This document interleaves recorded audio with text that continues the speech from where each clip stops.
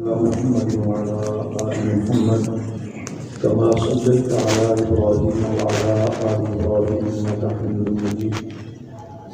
اللهم بارك على محمد وعلى آل محمد كما باركت على إبراهيم وعلى آل إبراهيم إنك حميد مجيد. قابل قدر احترام حضرات علماء کرام اور میرے ہمیشہ ہم سب ساتھیوں، بزم امام الاولیاء حضرت لاہوری رحمۃ اللہ علیہ کے زیر اہتمام اس خوبصورت علماء کنونشن کا انعقاد کیا گیا. اس پر برادر محترم مولانا مفتی عبداللہ صاحب، برادر محترم قاری امام معاویہ صاحب، ان کے دیگر رفقاء انہیں مبارکباد پیش کرتا ہوں جنہوں نے حسب ثابت اس روایت کو جاری رکھتے ہوئے اس خوبصورت گلدستہ کو سجایا اور تمام علماء کرام جن کا تعلق مختلف دینی شعبہ جات سے یا جماعتوں سے ہے ان کو یہاں اکٹھا کیا. اللہ پاک ان کے جزائے خیر عطا فرمائے اور ان کے نیک مقاصد کی تکمیل میں اللہ پاک مدد و نصرت فرمائے. تقریر چونکہ علماء کرام بیانات عالمانہ اور جرأت مندانہ سماعت فرما رہے ہیں اور انشاءاللہ صدر اہل سنت قائد مرکزیہ حضرت مولانا عبداللہ فاروقی صاحب رحمۃ برکات عالیہ آپ سے مخاطب ہوں گے. مصر کی موجودہ جو صورتحال چل رہی ہے، ناموس صحابہ ہدایت کے تحفظ کے حوالے سے جو دل بات ہوا، اس نسبت سے چند باتیں آپ کو گوشت گزار کرنی ہے. جیسے بڑی تقریر کا موقع نہیں تو علماء کے سامنے تقریر کرنا بھی مشکل ہوتی ہے. پہلی بات یہ ہے کہ حضرات صحابہ کرام رضوان اللہ تعالی اجمعین جو ہمارے ایمان کی بنیاد اور اساس ہیں، ان کے جہاں اللہ پاک نے قرآن کریم میں فضائل و مناقب بیان کیے ہیں، وہاں پر متعدد واقعات قرآن پاک میں موجود ہیں کہ جب ان کے خلاف اس دور میں بھی کوئی بات ہوئی تو خود اللہ نے صحابہ کا دفاع کرتے ہوئے صحابہ پر تنقید کرنے والوں کا رد کیا. اور رد بھی اس انداز میں ہے کہ کسی جگہ پر ایسا نہیں محسوس ہوتا کہ انہوں نے صحابہ کرام کی گستاخی کی ہو، کفار اور مشرکین نے، یہود و نصارہ نے. اس جواب میں اللہ پاک نے ان کو یہ کہا کہ اس کو بھیجو، کسی بھی کلمہ پڑھ لو، قانون نہ کرو، فضیلت عطا کر دیں گے. بلکہ الا انہم هم السفہاء اور اللہ یستہزئ بہم اور بہت سارے اس انداز کے سخت جملے اور سخت انداز میں انہیں مخاطب کیا گیا، یہاں تک کہ عزو علیکم الانامل من الغیظ. پہلے ان کی حرکت کو بیان کیا جو صحابہ کی شان و شوکت کو دیکھ کر، ان کی عظمت اور رفتوں کو دیکھ کر منہ میں انگلیاں ڈال کر چباتے ہیں، غصے کا اظہار کرتے ہیں. یہ کل تک ہمارے نوکر چا کر ہمارے غلام آج چلتے زمین پر ہیں، پاؤں کی ہٹ کے آواز جنت میں سنائی دیتی ہے. جبرائیل ان کے لیے سلام لے کے آتے ہیں، قرآن ان کی تعریف در تعریف کرتا جا رہا ہے اور ان کے اوصاف کو بیان کرتے ہوئے اللہ پاک قرآن کی ان اوصاف کو زینت بنا رہا ہے. اس میں وہ جو بغض میں جلتے بھونتے تھے تو اپنے بغض کا اظہار جو کرتے تو جواب میں اللہ پاک نے پہلے ان کی حرکت کو بیان کیا، پھر آگے یہ کہا قل موتوا بغیظکم، میرے محبوب ان سے کہہ دو کہ تم کسی غیر و غضب میں مر جاؤ، اس دھرتی پر چلنے کے تم قابل نہیں ہو. جس طرح ہم کسی سے تنگ آتے ہیں نا تو ہم کہتے ہیں اللہ کرے مر جائیں، جان چھٹے تیرے کو، چاہے وہ خان صاحب ہو یا کوئی اور صاحب ہو. تو اسی انداز میں اللہ تبارک و تعالیٰ نے ان صحابہ سے بغض رکھنے والوں کے لیے کسی جگہ پر، ویسے بھی آپ علماء بیٹھے میں طالب علم ہوں، ویسے بھی آپ غور کریں کہ نبی علیہ السلام یا صحابہ کرام ان پر اگر کافروں نے ظلم کیا، تشدد کیا، اور گھروں سے بے گھر کیا، مارا پیٹا، تو اللہ پاک نے ہمیشہ صبر کی تلقین کی کہ آپ صبر کریں. لیکن کسی جگہ پر اگر آپ صلی اللہ علیہ وسلم کی یا صحابہ رضوان کی کسی کی بھی گستاخی کی بات ہے تو اس کے جواب میں اللہ پاک خود دفاع کے لیے ان گستاخوں کے سامنے آتے ہیں، اور جتنے بھی قرآن کریم میں واقعات یا آیات ہیں ان سب میں لیزا سخت ہے. جو بعض حضرات کہتے ہیں نا حضرت جنبی صاحب رحمۃ اللہ علیہ کی باقی سارے باتیں ٹھیک ہیں لیکن اتنی شدت نہیں ہونی چاہیے. یہ شدت مولانا خود بھی بیان فرمایا کرتے تھے کہ یہ شدت اللہ نے قرآن میں بیان کی ہے. تو گستاخوں کے معاملے میں جو ہے وہ شدت ہے، وہاں نرمی اور لحاظ نہیں ہے. اس لیے مجموعی طور پر مسئلہ بھی یہ ہے کہ نبی علیہ الصلوۃ والسلام صحابہ اہل بیت کا جو گستاخ ہے اس کے لیے معافی کا اختیار کسی کے پاس نہیں، نہ جج صاحب کے پاس ہے، نہ مفتی صاحب کے پاس ہے، نہ مولانا صاحب کے پاس ہے. جو اس کی تفصیلات ہیں وہ آپ کے علم میں ہیں. تو نبی کریم صلی اللہ علیہ وسلم نے بھی صحابہ کرام کے موجودگی میں اگر آپس میں بھی کوئی بات ہوئی نا تو اس میں بھی آپ نے صحابہ کے متعلق کوئی بات سننا گوارا نہیں فرمائی، اور یہی فرمایا تھا کہ میرے سامنے اپنے گلے شکوے نہ لایا کرو. میں چاہتا ہوں کہ جب میں دنیا سے جاؤں تو میرا دل تمام صحابہ کے متعلق صاف ہو. جو امام الانبیاء حضرت محمد کریم صلی اللہ علیہ وسلم کی ذات گرامی ہے، جیسا امام المعصومین ہے، معصوم پیغمبر فرما رہے کہ میرا دل صاف ہو صحابہ کے متعلق. تو بعد معنی میں کون ایسا مسلمان ہو سکتا ہے جو صحابہ کے لیے بغض بھی دل میں رکھے اور کہے جی میں مسلمان ہوں. تو اللہ نے بھی صحابہ کا دفاع کیا، رسول اللہ صلی اللہ علیہ وسلم نے بھی صحابہ کا دفاع کیا. حضرت ابوبکر حضرت عمر رضی اللہ تعالیٰ عنہما کے درمیان کسی بات پر تلخی ہوگی، ہو جاتی، معاملات میں بحث ہو جایا کرتی ہے. مولانا ہمارے پرانے ساتھیوں میں سے ہیں،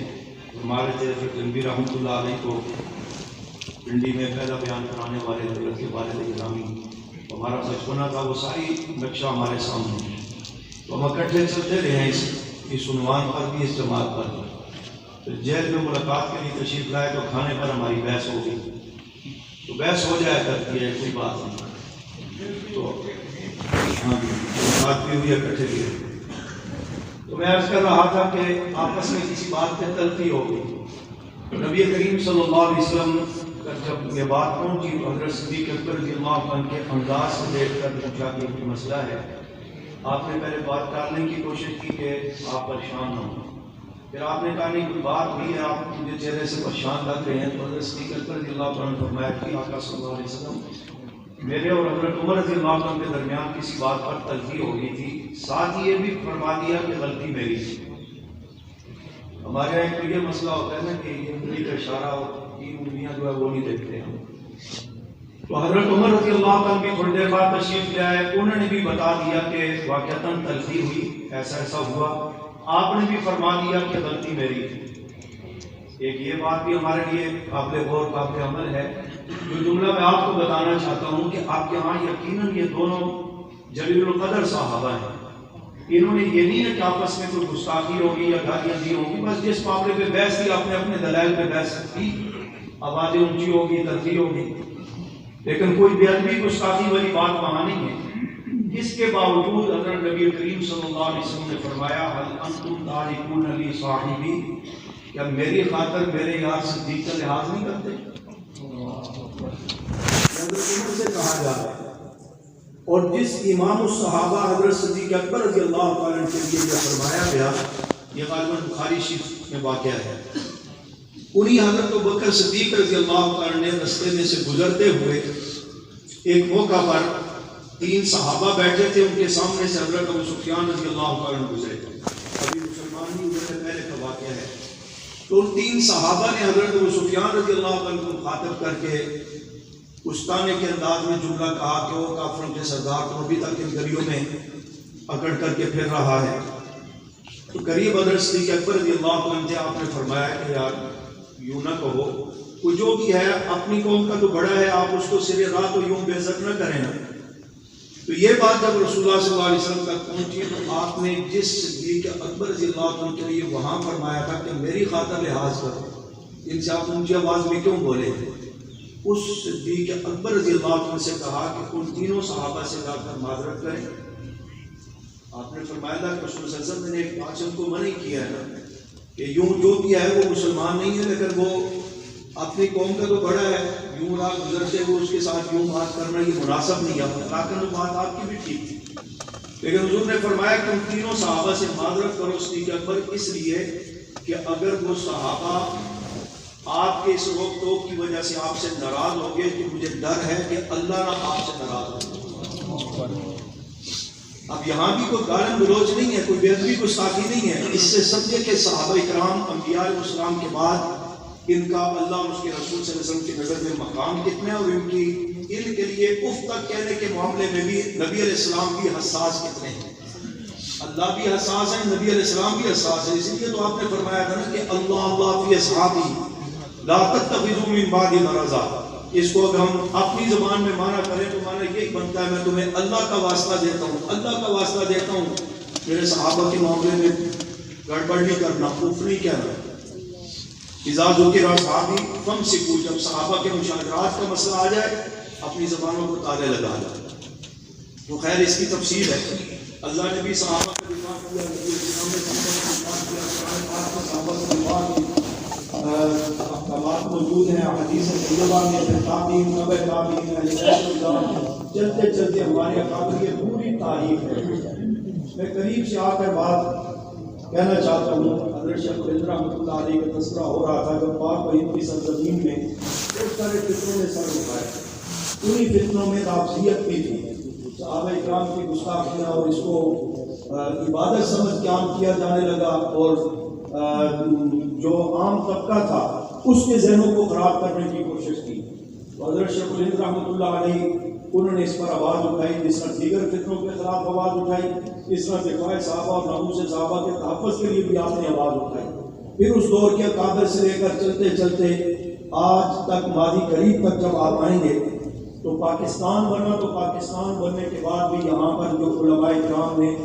دیگر عنوانات پر اپنی خدمات سر انجام دی، ان میں ناموس صحابہ کے تحفظ کے حوالے سے اگر آپ غور کریں گے تو تنظیم اہل سنت کی بنیاد ڈالی گئی علامہ دستار توسیوی رحمۃ اللہ علیہ نے، اور ان کے ہم اثر علماء نے اس میں اپنا ایک نمایاں کردار ادا کیا۔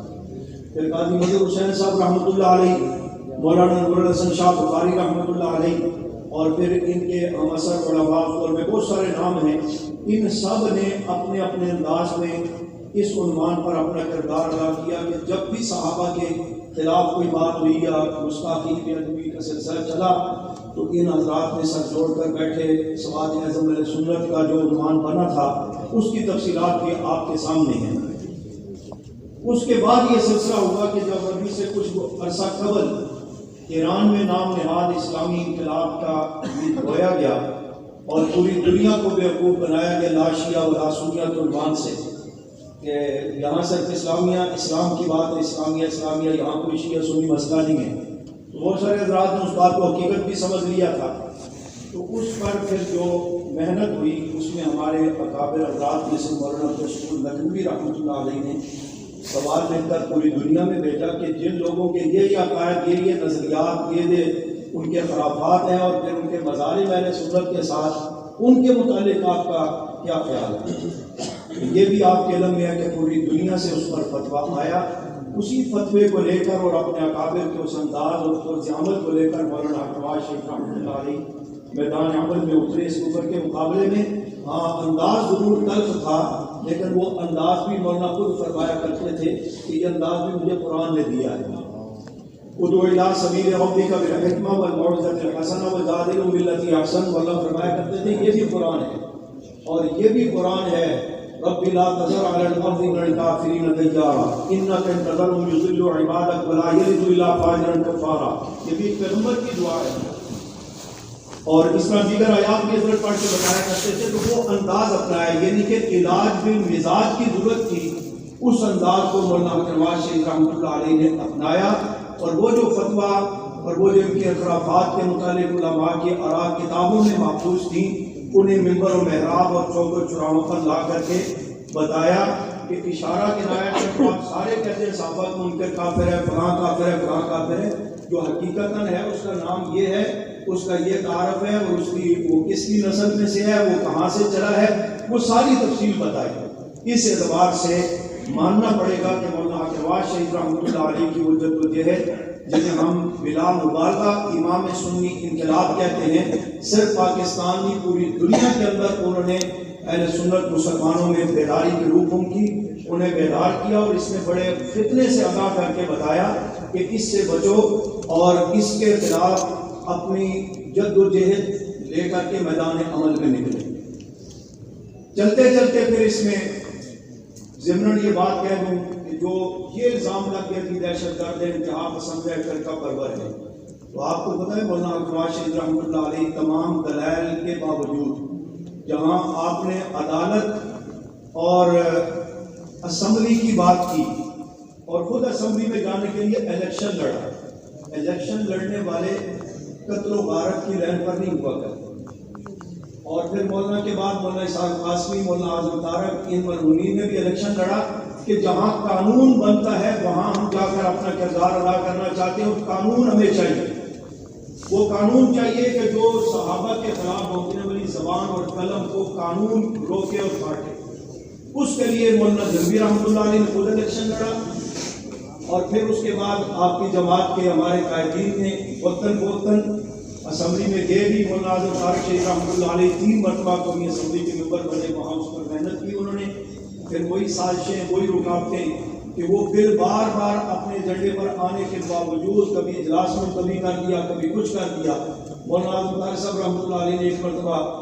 اسپیکر کی کرسی پر کھڑے ہو کر کے اس نے جب سازش کی نا کہ اجلاس میں کبھی کر تربیتی کا مظاہرہ کیا، تو مولانا نے وہاں کھڑے ہو کر کے رائے لے لی، جو رائے میں متفقہ طور پر ایک لحاظ سے وہ پاس ہوا تھا اس وقت۔ تو یہ ساری جدوجہد ہے، اس میں ان اکابر کا بھی اور میری جماعت کے ان قائدین کا اس انداز میں کردار ہے۔ چلتے چلتے پھر آگے آپ کے علم میں یہ بھی ہوگا کہ اس میں مولانا صفی الحق شہید رحمۃ اللہ علیہ نے ہماری جماعت بننے سے پہلے سے لے کر اور جماعت بننے کے بعد بھی سینٹ میں خاص کر اور 1-2 موقع پر اسمبلی میں بھی، اور ایران سے رابطے کر کے، خمینی سے رابطے کر کے، ان کی تحریریں، ان کے خطوط، ان کی تقریریں اور ان کے سینٹ میں پیش کیے جانے والے جتنے بھی وہ بل تھے یا قراردادیں تھیں، وہ سب ان کی کتابوں میں موجود ہے، کیونکہ وہ تحریر کے بڑے ماہر تھے، انہوں نے سارا ریکارڈ محفوظ رکھا ہوا ہے۔ مولانا سمیع الحق شہید رحمۃ اللہ علیہ نے اس عنوان پر بڑا کھلا اور بڑا نمایاں کردار ادا کیا، اور موقع پر موقع اٹھ کر کے انہوں نے اس پر کھل کر کے بات کی۔ پھر مولانا یوسف بن نوری رحمۃ اللہ علیہ،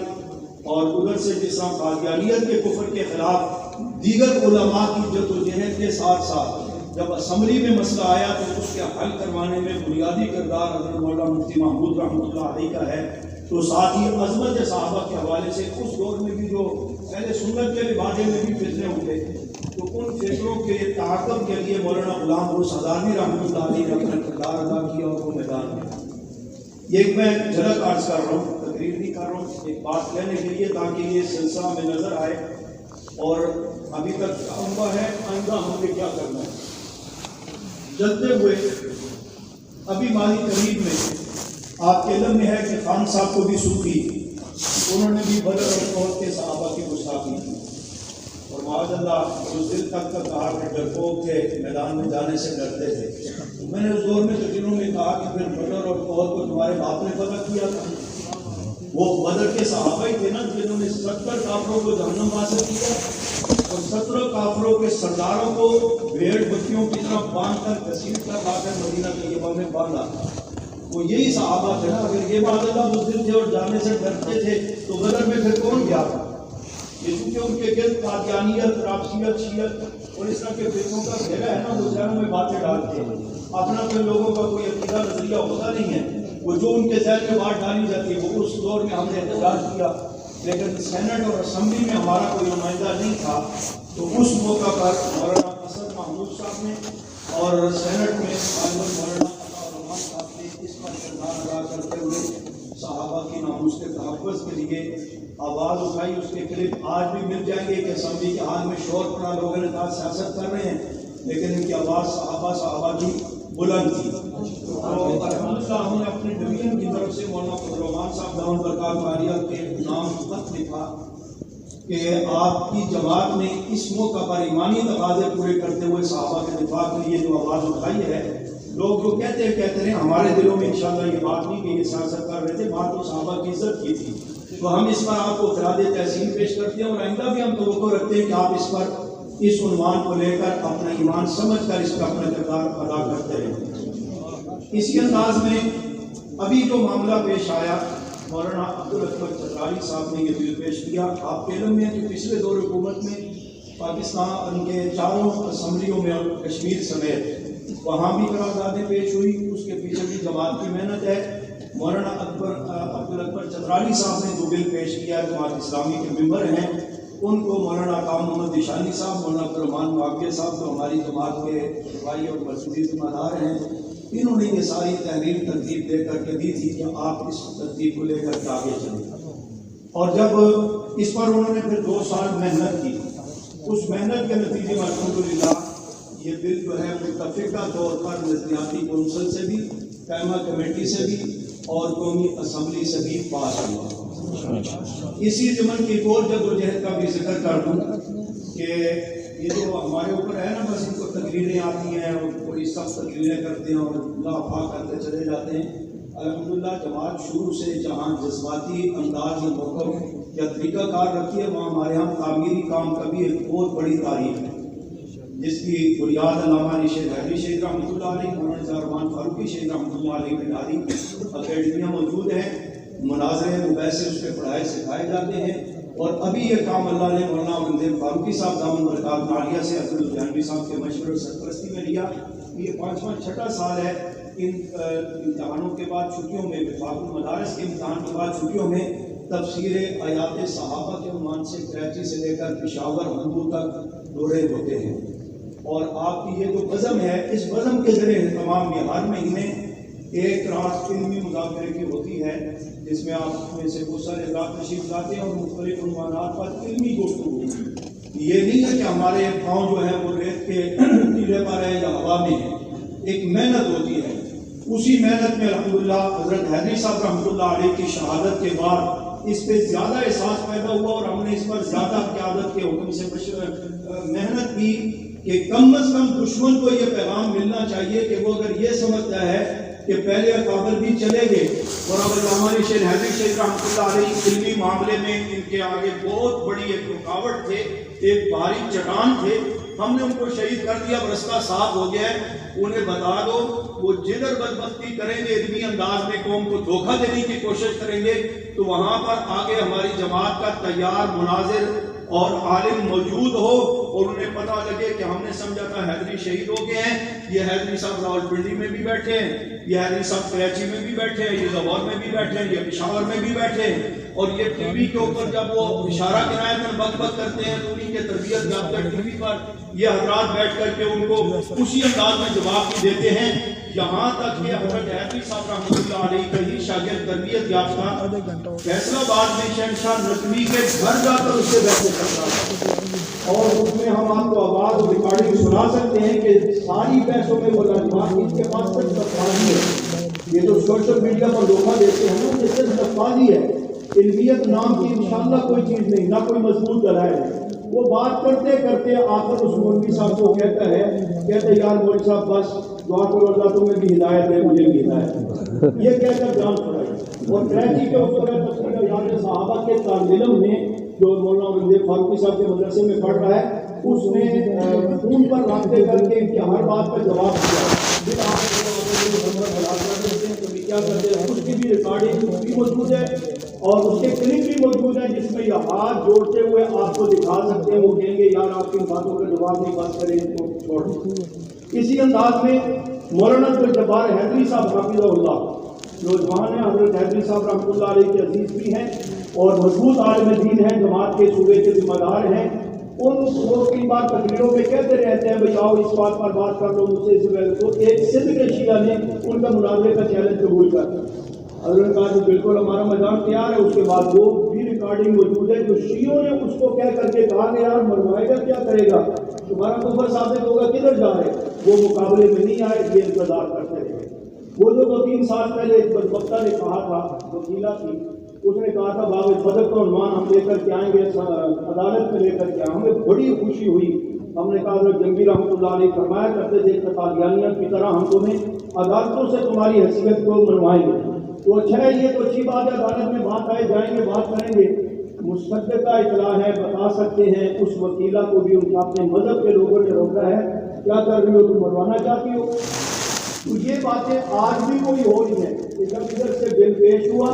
یہ پاس ہو گیا، ابھی اگلا مرحلہ ہے. تو آپ دیکھ لیں کہ پورے پاکستان میں بریلوی، دیوبندی، اہل حدیث اور ان تمام سنت کی جماعتوں کے مسالے کے اندر جو جماعتیں ہیں، جیسے ابھی وہاں پر ہمارے مسلک کی 4-5 جماعتیں حضرات تشریف فرما ہیں،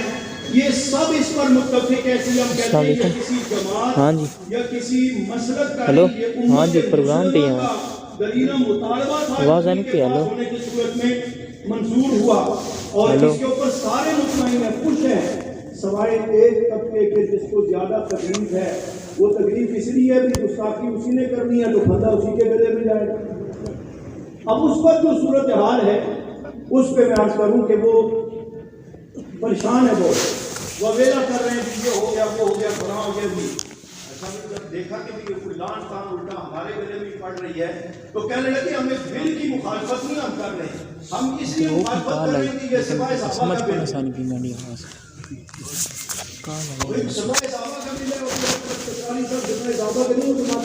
ہے. اور ان کے اوپر جو میں نظر ٹھیک ہے، وہ بات کو ہے نا، قرآن تو ہم سب کا ایک ہے، اللہ بھی ایک ہے، رسول اللہ صلی اللہ علیہ وسلم بھی ایک ہے، صحابہ بھی ایک ہے. یہ تقسیم کار ہے، مختلف شعبے ہیں جو اپنے اپنے شعبوں میں کام کر رہے ہیں. اب کل تم کہو گے جی ہم اس اللہ کو اس لیے مانتے ہیں کہ اس پر صحابہ والے بھی اسی اللہ کو مانتے ہیں، تو یہ ان کی جان چھڑانے والی بات ہے. اب وہ یہ کہتے ہیں کہ جناب والا اس کے اندر یہ ہو گیا، پھر کچھ دنوں بعد بیان بدل دیا. انہوں نے کہا دیکھیں مسئلہ یہ ہے کہ توہین کی تعریف نہیں کی گئی، کہ توہین کی تعریف کیا ہے، کہ تم جیسے بدبختوں کے آگے بھی توہین کی تعریف کی ضرورت ہے جو سراپا توہین ہو. پھر بہانہ بنایا جی کہ صحابی کی تعریف کی جائے، اس میں اس کی وضاحت نہیں ہے. وہ اس سے یہ دھوکہ دینا چاہتے ہیں کہ ہمارے ہاں صحابی کی تعریف جو ہے وہ اصطلاحی معنی مراد ہے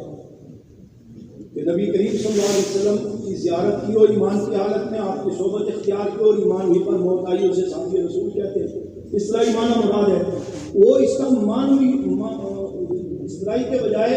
لفظی معنی جو ہے وہ مراد لیتے ہیں.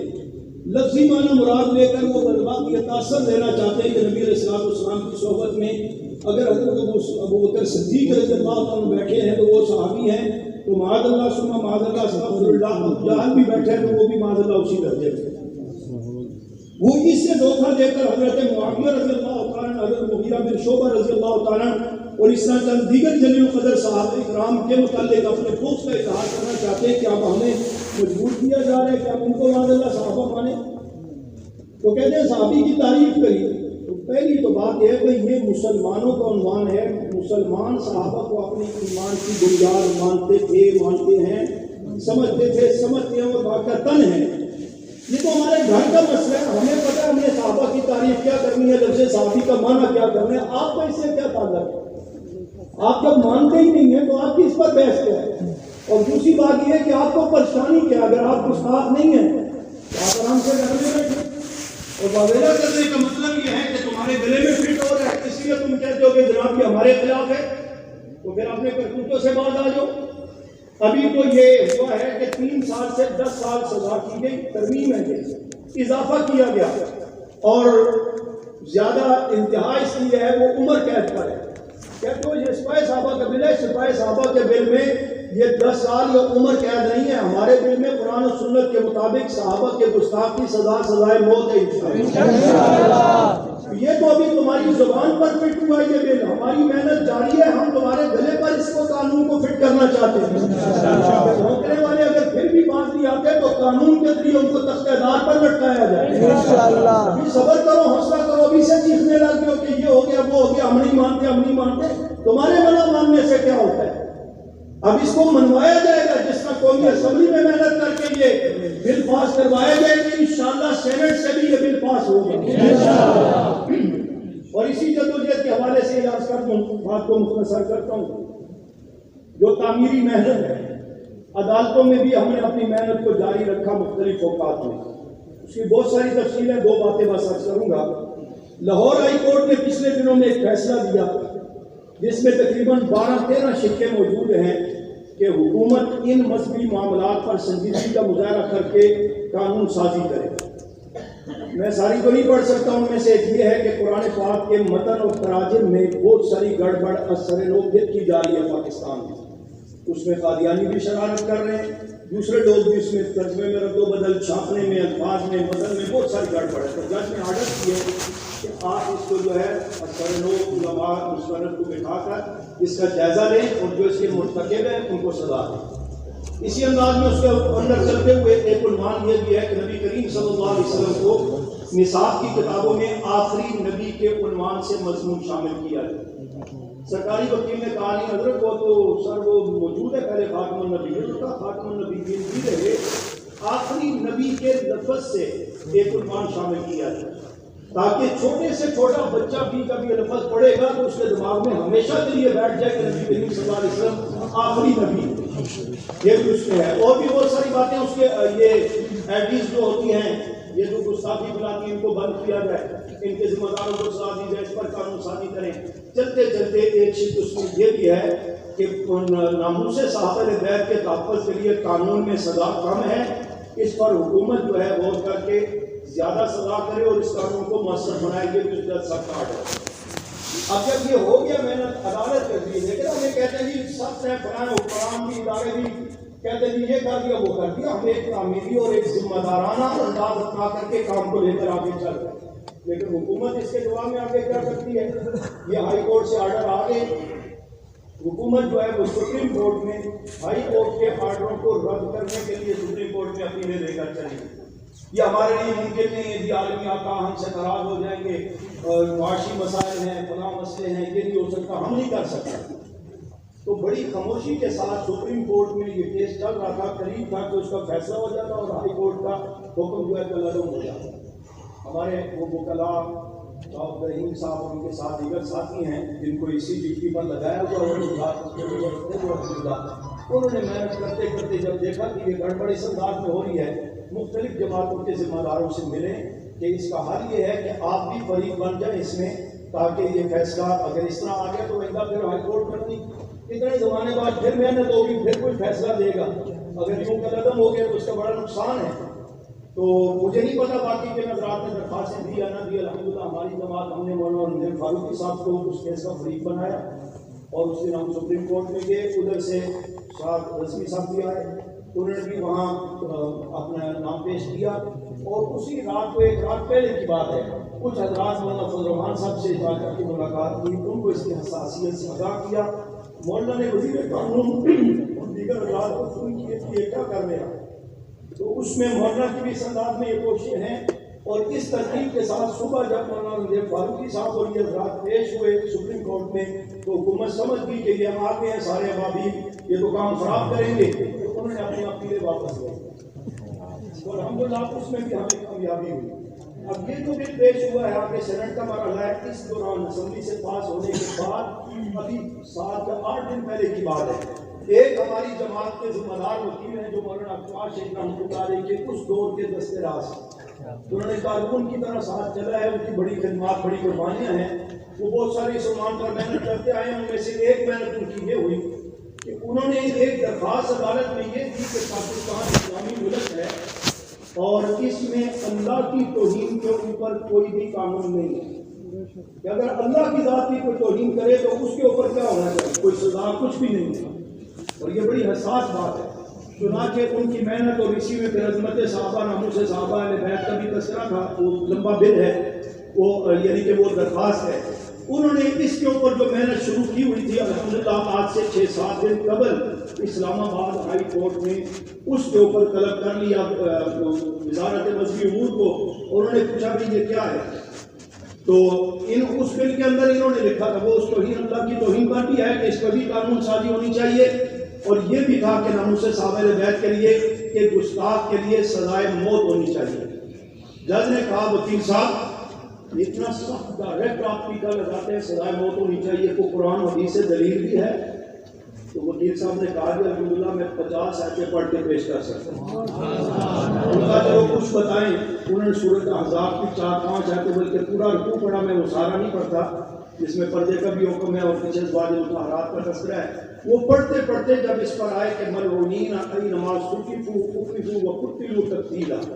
تو جج نے کہا کہ بالکل بات سمجھ آ گئی، بس ٹھیک ہے، قانون بناؤ بھی اس کے اوپر، یہ کیوں خاموشی ہے؟ تو وزارت مذہبی امور کے نمائندہ نے کہا کہ بات یہ ہے کہ یہ قومی اسمبلی سے پاس ہو چکا ہے بل، تو جج نے مزید آرڈر کیے کہ فوراً مجھے رپورٹ دو کہ اس کو سینٹ سے بھی پاس کروانا۔ عدالت کے بھی آرڈر آ چکے ہیں کہ اس کو سینٹ سے بھی پاس کروانا ہے۔ اب آگے جو افراد سینٹ میں بیٹھے ہیں، آپ جتنی جماعتوں کے افراد بیٹھے ہیں، آپ کا جن سے رابطہ تعلق ہے، ان کو اس طرف ہم بھی تو نقاطے کر رہے ہیں، ان کو اس طرف احساس دلائیں کہ یہ ذمہ داری آپ نے پوری کرنی ہے اور اس کے اوپر آپ کی طرف سے کوئی کوتاہی نہیں ہونی چاہیے، ورنہ یہ نہیں کہ صرف کل قوم پوچھے گی کہ آپ سینٹ میں بیٹھے تھے، آپ صلی اللہ علیہ وسلم صحابہ اہل بیت کی عزت کا مسئلہ آیا تھا، آپ کی رائے کس طرف تھی، آپ نے کیا کیا؟ آپ نے دشمن کا لحاظ رکھا، اپنی سیاست کا لحاظ رکھا، یا اپنی نوکری کا لحاظ رکھا، یا آپ نے کوئی ایمانی کردار ادا کیا؟ اگر کیا ہوگا تو اللہ کے ہاں سرفرو ہیں، اگر سستی یا کوتاہی کی تو اللہ کی ذات دیکھ رہے ہیں، جواب دے اللہ کے ہاں۔ اس لیے اس کی یہ ضرورت ہے کہ ہم اپنا ذمہ داری پوری کریں۔ مولانا تذکرہ کر رہے تھے، آپ کے سامنے 10 سے 12 ہزار علماء قائدین اس پہ خون دے چکے ہیں، جانوں کے نذرانے پیش کر چکے ہیں۔ ہمیں اس وقت جان نہیں، اس وقت صرف ایمانی تقاضے پورے کرتے اس کی تائید کی ضرورت ہے۔ اور رہ گئی بات یہ کہ یہ اہل تشیعوں کو تکلیف ہوگی، ہمارے گلے میں فٹ ہوگا، بھئی آپ اگر گستاخ ہیں تو فٹ ہوگا، آپ اگر نہیں ہیں تو پھر آپ کو پریشان ہونے کی کیا ضرورت ہے؟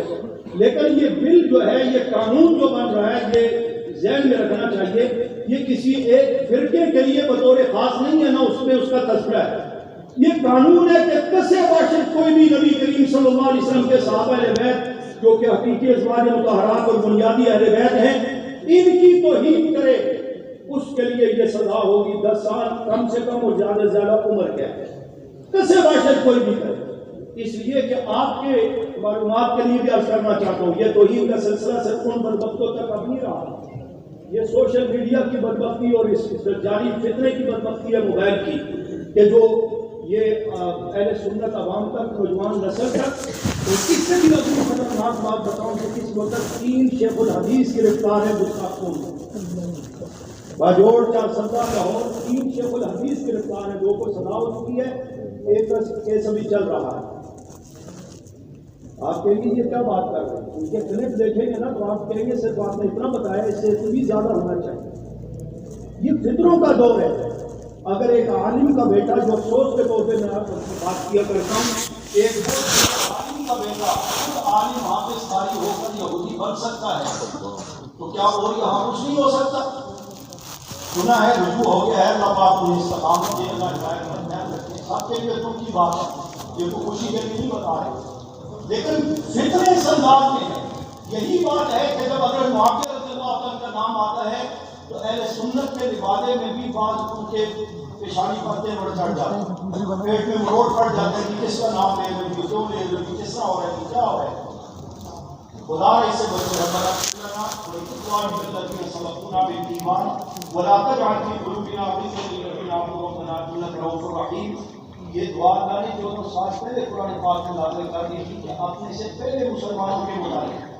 دعائے مغفرت بھی کرو، اور اپنے دل کے لیے کہو کہ یا اللہ میرے دل کو ان کے بغض اور کینے سے صاف کر۔ عام مسلمانوں کے لیے ہے جو صحابہ کو سب سے پہلے مسلمان تھے، ان کے لیے اپنے دلوں کو ہم صاف نہیں رکھیں گے تو ہم کدھر جائیں گے؟ ہمارے لیے معیار ایمان، معیار حق و صداقت وہ صحابہ ہیں، ان صحابہ میں حضرت معاویہ شامل ہے۔ اگر کہتے ہو جی وہ فلاں مسئلہ ہوا تھا، فلاں ہوا تھا، وہ تو دشمن کو کہتا ہے۔ ہمارے ہاں یہ تو ویسے کر کے تیور چڑھائے جاتے ہیں، خدا را اس کے اوپر بھی غور کریں کہ ایک طرف آپ کہتے ہیں صحابہ کلہم عدول، تمام صحابہ عادل ہیں، 135 روایت حضرت معاویہ رضی اللہ عنہ سے لے کر حدیث پڑھ کے سناتے ہیں، تو بیعت وقت کوئی آدمی عادل بھی ہو، ظالم بھی ہو، یہ ہماری سمجھ سے بنا تھا۔ صحابہ کے لیے صرف تعریف، احترام، قدر، تقریم و صحابی فین خیال۔ اللہ کے رسول صلی اللہ علیہ وسلم کا حکم ہے کہ کہ صحابہ کا احترام کرو وہ بہرحال تم سے بہتر ہے. تو دشمن بھی اس بات کو بہانہ بناتا ہے کہ ہم گستاخی کریں تو وبیلا کرتے ہو. تمہاری کتابوں میں جو لکھا ہے اسی ہم کہتے ہیں میرے اکابر. اور ہمارا جو سلسلہ ایک باقاعدہ مستند سلسلہ ہے, لاؤ عدالت میں اس کو پیش کرو. کسی صحابی کے متعلق انشاءاللہ آپ کو گستاخی نہیں ملے. ہاں کوئی اپنے طور پر کسی اکابر کا نام اوپر لگا کر کے اور اپنا کوئی اظہار خیال کر کے کہتا رہے جی فلاں نے یہ کہا تھا, فلاں کی بات نہیں ہے. ایسا کوئی معاملہ نہیں ہے, یہاں سب احترام ہے. تو یہ صورتحال تھی. یہ وہ محنت ہے جو عدالتی طور پر بھی اسمبلی کے طور پر بھی الحمدللہ ہو رہی ہے. اس میں باقی حضرات اور اس میں جملہ میں یہ بھی کہہ دیتا ہوں, ہمیں اپنی قیادت میں اپنے دور میں بھی موجودہ قیادت میں بھی اور اس ناچیز کا کبھی یہ نہیں سوچا کہ کریڈٹ بھی ہم نہیں لینا ہے کیونکہ قربانی ہماری زیادہ ہے. ہم نے پہلے دور میں کئی جگہ پر کہا ہوا ہے, باقی حضرات قائدین نے بھی اس ناچیز نے بھی, کہ کئی جگہ بات ہوتی ہے نا کہ یہ جو آپ کا طریقہ کار ٹھیک نہیں, آپ کا مطالبہ ٹھیک ہے, طریقہ کار ٹھیک نہیں. تو ہم نے اظہار کیا اس بات کا کئی بار. جامعہ عبداللہ بن مسعود خان کو بہت بڑا اجتماع ہوتا ہے, ساری جماعتوں کے علماء ہوتے ہیں. میں نے خود وہاں بات کی کہ ہم نے کب کہا کہ ہمارے طریقے سے جنگی صاحب رحمۃ اللہ علیہ نے جو لے جا جو طریقہ بتایا ہے اس طریقے سے مسئلہ حل ہوگا تو ہم مانیں گے, نہیں تو نہیں مانیں گے. اور بھائی ہمیں کبھی اصرار نہیں رہا. ہمارا اصرار یہ ہے کہ مسئلہ حل ہونا چاہیے, قانون بننا چاہیے کہ وہ زبان وہ قلم صحابہ کے خلاف لکھتی ہے بھونکتی ہے اسے قانون کاٹے. وہ مولانا فضل الرحمان صاحب کے ذریعے ہو, وہ مولانا احمد جہانوی صاحب کے ذریعے ہو, مولانا سمیع الحق صاحب کے ذریعے ہو, یا حاجی عبد الوہاب صاحب تو چلو چلے گئے ہیں, موجودہ تبلیغی جماعت کے جو بھی سربراہ ہیں ان کے ذریعے ہو, کسی طالب علم کے ذریعے ہو. ہمیں قانون چاہیے, مسئلے کا حل چاہیے, ہمیں کریڈٹ نہیں چاہیے. اور اسی زمن کی دوسری بات, کریڈٹ بھی نہیں چاہیے. یہ طریقہ کار پر میں نے بات کی. اسی زمن کی دوسری بات یہ ذہن رکھے کہ سب کچھ ہونے کے باوجود پھر بھی بعض حضرات جو بے دستار پہن کر کے کیا کر بیٹھتے ہیں. یار ہمارا خیال نہ کرو, نبی السلام کا صحابہ کا خیال کرو. جب ان کا بھی نہیں خیال کرتے تو اللہ کے حکم کا خیال کر لو.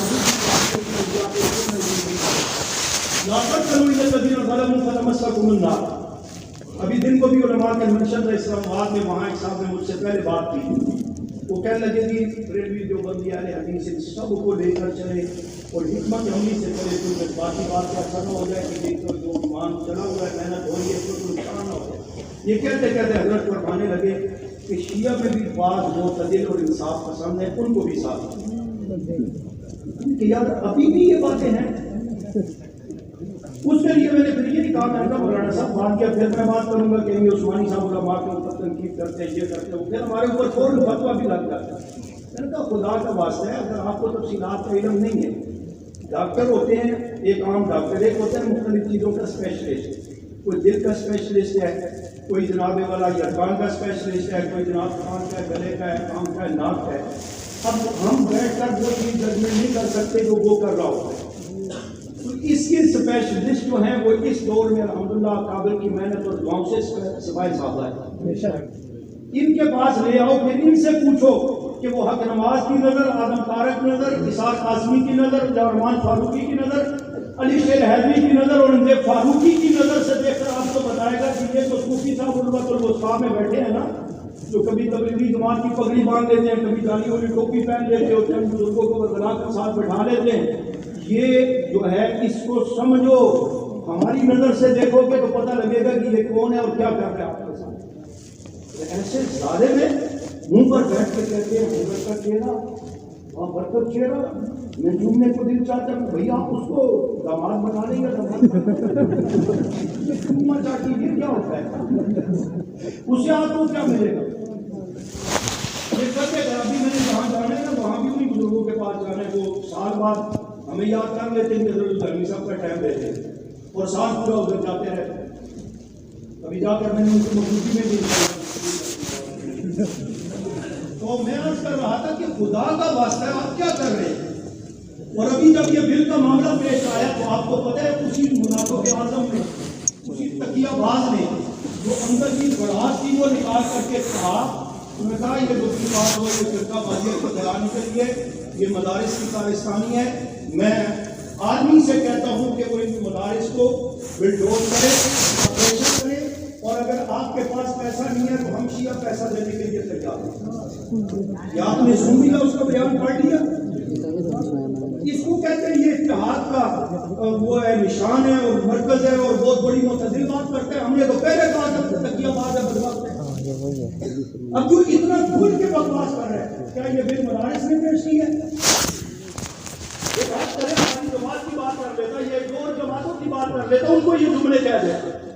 اس نے ڈائریکٹ کابر پر، علماء پر، مدارس پر، مساجد پر تنقید کی اور اپنا اندر کا گن نکال کر کے بتایا۔ میں نے کہا اور میں کہتا ہوں جہاں بھی سرکار بیٹھی ہوگی کہ اس نے اگر یہ کہا تو میں بھی کہتا ہوں، قربت الوسطیٰ سمیت پاکستان میں ہم پہلے کئی بار نشاندہی کر چکے ہیں۔ خانہ ہائے فرہنگ ایران اور ان کے بہت سارے امام باڑے جن کے لسٹ میں وزیر داخلہ چودھری انصاری صاحب کو اپنے ہاتھوں سے مولانا جانی صاحب کی موجودگی میں دے چکا ہوں اس دور میں کہ یہ ہم نشاندہی کر رہے ہیں، ان سارے امام باڑوں کی تلاشی لی جائے۔ اسلحہ نکلے گا، پاکستان مخالف لٹریچر نکلیں گے، ایران کے پرچم نکلیں گے، پاکستان کے پرچموں کو جلا کر کے پاؤں کے تلے روندنے کی ثبوت وہاں سے ملیں گے۔ اور میں یہ مطالبہ کرتا ہوں جس بدبخت نے یہ کہا ان جو یہ چیزیں جب مل جائیں آپ کو، اس نے تو بغیر ثبوت کے کہا، میں کہتا ہوں یہ چیزیں مل جائیں تو آرمی پھر اہل سنت سے مسلمانوں سے پیسہ لے لے اور ان بدبختوں کے خلاف آپریشن کرے تاکہ ناموس رسالہ، ناموس صدر بیت کا تحفظ بھی اور پاکستان کا بھی تحفظ یہ ہونا چاہیے، نہیں ہونا چاہیے۔ اتنے مدارس ہیں، اتنے علماء ہیں، اتنی محنت ہے جو ہمیشہ پاکستان کے استحکام کا سبب بنے، امن کا سبب بنے، ان کے اوپر اتنا بڑا الزام ہے پاکستان میں رہ کر۔ اور میرا مطالبہ اس پر بات کر یہ تحقیق کی جائے یہ کس ملک کا ایجنٹ ہے، کس کے اشارے میں پاکستان میں بیٹھ کر کے یہ شر پھیلا رہے اتحاد امت کے نام پر، کہاں سے اس کو پیسہ مل رہا ہے، یہ کن پیسوں سے کس کے کہنے پر علماء کرام کے ذہن کو خراب کرنے کی کوشش کرتا ہے۔ منتیں کرتے ہیں اگر جہاز کا کہتے ہیں گاڑی بیچ دیتے ہیں، جہاز کا ٹکٹ پہ آپ سے ضرور کیا اچھا وہ علماء پھر کوئی احتیاط کرتے ہیں، وہ ہمیں بتاتے ہیں وہ آئے تھے اور ہمارے اوپر یوں وہ جناب پریشر ڈال کے گئے یا اپنا اثر ڈال کے گئے۔ تو دیکھیں ڈاکٹر کرو نبی وسلم اللہ بہت نقصان ہوگا۔ ٹھیک ہے اگر کوئی بندہ محتاط ہو کر چلنا چاہتا ہے میں کوئی کہ کسی جماعت یا کسی میدان میں میرے حالات نہیں ہیں، میں نہیں، اس کا یہ مطلب نہیں کہ ہم کافروں کے ساتھ جا کر بیٹھے، اس کی بھی تو شریعت اجازت نہیں دیتی، اللہ کا حکم ہے، اللہ منع کر رہا ہے، اللہ کی ناراضگی ہے، نبی کریم صلی اللہ علیہ وسلم کا دل دکھتا ہے کہ نام میرا لے کر کلمہ میرا پڑھ کر اور میرے دشمنوں، میرے صحابہ کے دشمنوں کے ساتھ جا کر بیٹھ کر کے کہ تو اس کا چہرہ باپ برکت ہے۔ اللہ نے تمہارے چہرے پر قرآن و سنت کا نور رکھا ہوا ہے، اس کا تمہیں کوئی خیال نہیں۔ آپ کافروں کے چہرے کو کہہ رہے ہیں اس طرح تو اللہ بھی بڑا خوبصورت ہے، اس کو اللہ کہتے اس لیے تھے کہ اس کا حسن شور حسن تھا،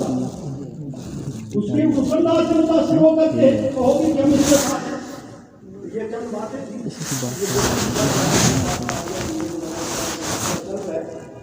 انشاءاللہ بعض لوگ آپ کی طرف سے مشترکہ ایک ہوگا فرضی کو پھر منشق ہوگا، اس میں بھی آپ کامیاب کرنا ہے، وہاں پہ اعلان جاری ہوگا، جو بھی اکابر علماء فیصلہ کریں گے۔